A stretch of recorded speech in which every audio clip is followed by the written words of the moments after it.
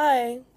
Okay, so this is my summary debriefing, self-reflection for the peer-reviewed crisis roleplay assignment. Um, so at first, when we did the assignment, like before we started taping, I was really confident because this is something that I usually do at my place of work every day, so I wasn't super worried about it. But it's totally different, like when you're videotaping than when you're just doing things in real life. Like I talk to kids who are in crisis a lot during the day who are experiencing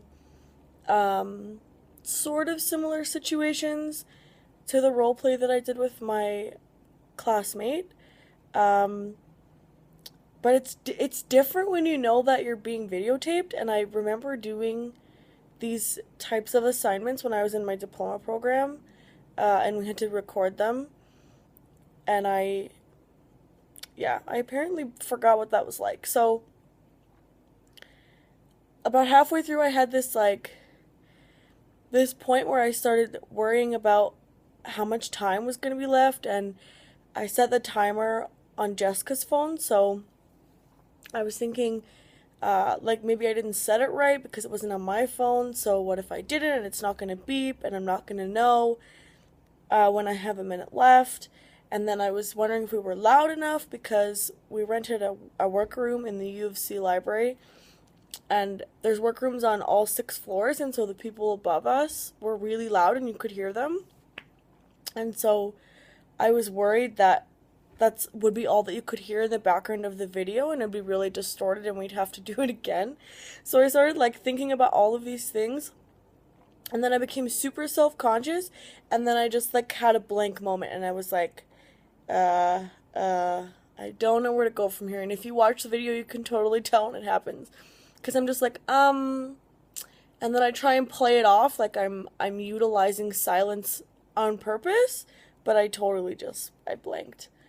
I thought that then at that point, right, I'm thinking like maybe I should just start over, we should do this again, all within the 5 seconds of this blank moment.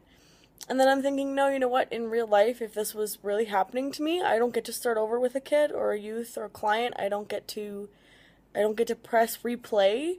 So I just figured I would stick through it. And it turned out pretty good. Um, when I was recording it and right after, I was like, I moved way too fast. And I should have spent more time on rapport building. But when I watched it, I realized that it actually flowed pretty well. And I was probably just being self-conscious again.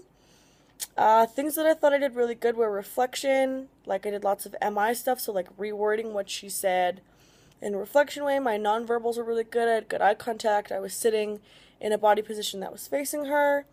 I talked a lot about her strengths. I validated her. We talked about a plan. I always checked to make sure that she agreed with what I was reflecting back to her to make sure I was right. I was really client-centered. I advocated that I was her voice and that I was there for her. And then I summarized really good at the end. Things that I think I could have done better is instead of saying, so what I'm hearing you say so many times, like I could probably put some variety in the words that I use when I reflect, because I sounded really repetitive. And I asked a lot of double questions. So I would like ask a question and then talk a little bit and then ask the same question or ask another question that was kind of similar but sometimes not really. And I hate when people use double questions because it's so confusing for everybody involved. So I really have to watch my double questions. Overall, it was a pretty good experience. And I look forward to doing the next one.